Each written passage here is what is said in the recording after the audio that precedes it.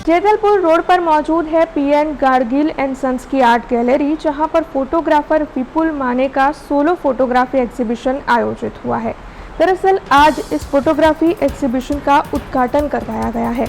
उद्घाटन के दौरान नयन जोशी के साथ गुजरात विधानसभा के मुख्य दंडक बालकृष्ण शुक्ला, साथ ही वीएनएम न्यूज़ चैनल के एडिटर नफीस खान, श्रेयस विद्यालय के चेयरपर्सन नीता जानी और अन्य अग्रणी मौजूद रहे थे।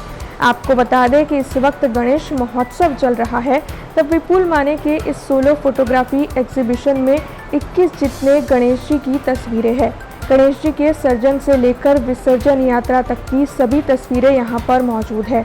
11 से लेकर 15 सितंबर तक सुबह 11 बजे से लेकर शाम के 7 बजे तक ये एग्जीबिशन जारी रहने वाला है।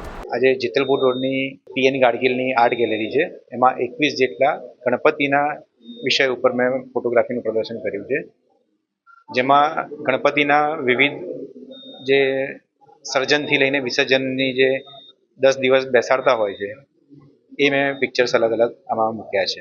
બસ લોકો ઘરે ગણેશ ઉત્સવ તો ઉજવતા જ હોય છે, પણ એ ગણેશ ઉત્સવમાં જે એક વસ્તુ નહીં પણ બધું જ સર્જનથી લઈને વિસર્જન સુધીની યાત્રા જોવી હોય તો ફોટોગ્રાફી એક્ઝિબિશન નિહાળવા આવો એવી હું અપીલ કરીશ બધાને। વિપુલ માને એક એવા ફોટોગ્રાફર છે કે જેઓ કેમેરામાંથી કંઈક અલગ જોતા હોય છે અને વર્ષોથી તે આ પ્રકારના એક્ઝિબિશન્સ કરતા જ હોય છે। આ પ્રકારનું તેમનું એક સોલો એક્ઝિબિશન આજે પીએન ગાડગિલ એટલે જેતલપુર રોડ પરની પુનાની સૌથી પ્રતિષ્ઠિત એવી જે જ્વેલરી શોરૂમ છે અને તેમની ગેલેરીમાં એમણે કરેલું છે, સર્જનથી વિસર્જન તક। આ જે દૃશ્યો છે એ વડોદરા શહેરમાં અલગ અલગ જગ્યાઓ પર ગણેશજીની પ્રતિમા બનાવવાથી લઈને એના વિસર્જન સુધીના અલગ અલગ તબક્કાઓ તેમણે ફોટોગ્રાફી કરી છે।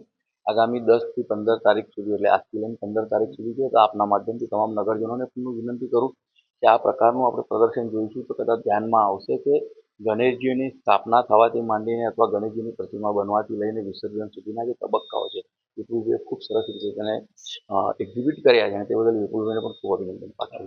हमसे जुड़े रहने के लिए हमारे YouTube चैनल को सब्सक्राइब करें और नई वीडियो की नोटिफिकेशन के लिए बेल आइकॉन को दबाएं।